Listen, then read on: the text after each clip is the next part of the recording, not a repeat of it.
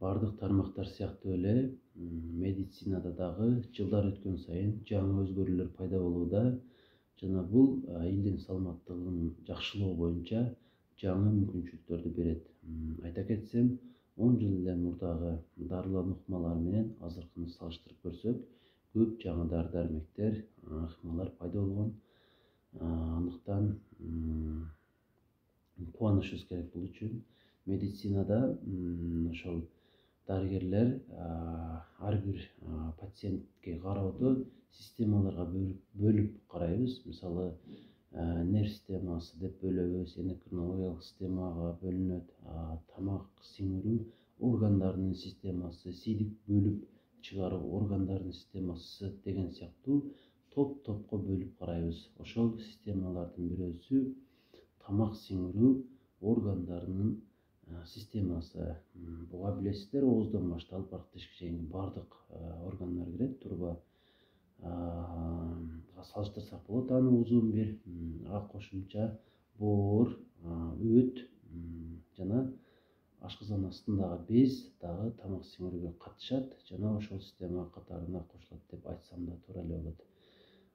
Жана бул ооруларга башка системадагы органдардын ооруларын табууга караганда бул тамак сиңирүү органдарынын ооруларын табуу бир топ жеңил, диагноз коюу дагы оңой.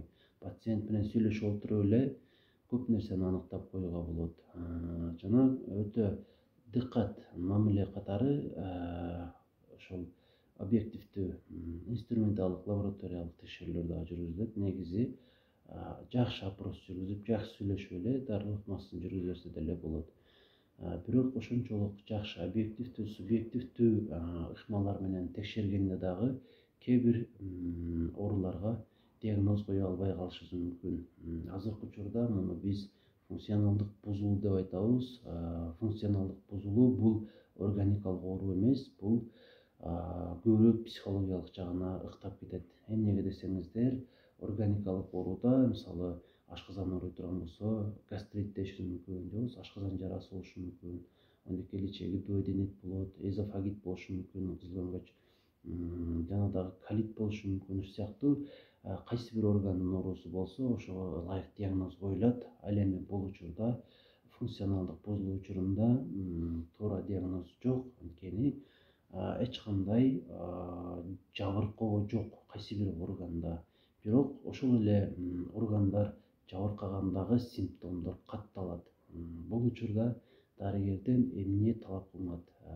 Жеке менин көз карашымда пациент менен мамилени өтө тыгыз кылуу керек болот. Өтө жакшы анын жүрөгүнө чейин жетип, жакшы сурап, анан эгерде анда кандайдыр бир көйгөйлөрү бар болсо, ошонун таасирине дагы эле айта бериши мүмкүн, мен ушул жерим ооруп атат. Мисалы, кайсы бир пациентке мээрим жетпеши мүмкүн жакындарынын арасында.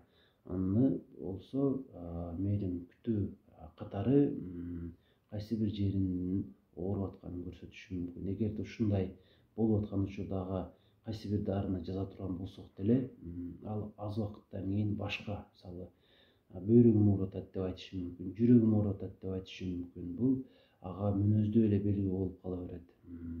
Жана дагы ушундай учурда текшерүүдөн эч нерсе табылбагандан кийин кээ бир дарыны жазып коюп, кийин кайра келсе кайра эле текшерүүлөрдү жүргүзө бериштин жана кайра башка дарыларды жаза бериштин кереги жок.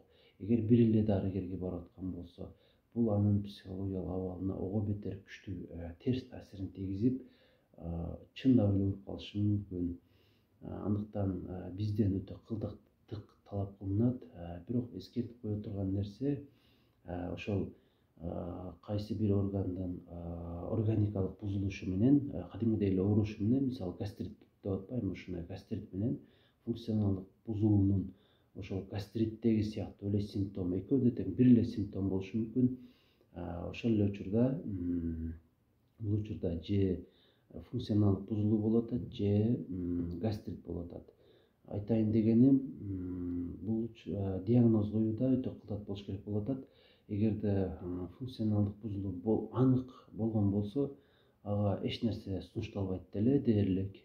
Болгону жакшы мамиле менен жана анча нерсе менен балким витамин менен дарылап коюп жетиштүү болот. Эгерде чындап эле гастрит болгон болсо, анда өзүнө ылайык гастриттин дарылоо ыкмасын жүргүзөбүз. Негизи ар бир эле адамда, суу эле адамда дагы ушундай функционалдык нарушение же бузулуу болуп турат. Маалы менен биз аны чындап эле ушул бир жерибиз ооруп атат деп ойлошубуз мүмкүн. Эгер сиз өзүңүздөн ушундай нерселерди көрүп аткан болсоңуз, кээде болуп калып атса, демек ичиңизден өзүңүзгө дагы ички үнүңүздү дагы угуп көрүшүңүз керек болот. Өзүңүз менен сүйлөшүп, кайсы бир адам менен таарынышып жүрбөй элесизби, кимдир бирөөнүн көңүлүн ооруткан жоксузбу, же сиздикин ооруткан жокпу тескерисинче, же болбосо үй бүлөдөгү кайсы бир нерсе көйгөй, олуттуураак көйгөй сиздин тынчыңызды алып аткан болсо дагы ушундай оорунун симптомдорун бере берет.